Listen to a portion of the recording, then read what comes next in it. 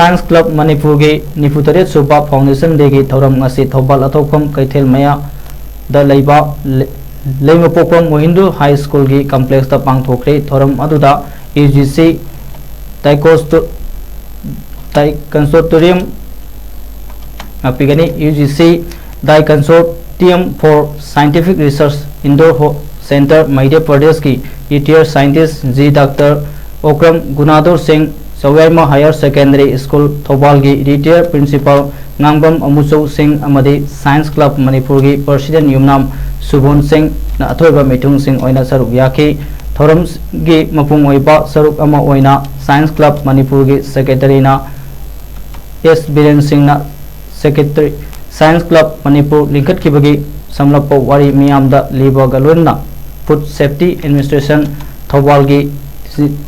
designated officer Y शैतजित ना food safety standard act rule and regulation हाइबा हिरमदा अमदी state food testing laboratory directorate of health services Manipur की रिटायर्ड टेक्निकल ऑफिसर ए बिरहरीना food adulteration and sample testing with food safety on wheel haiba hiramda wa ngangke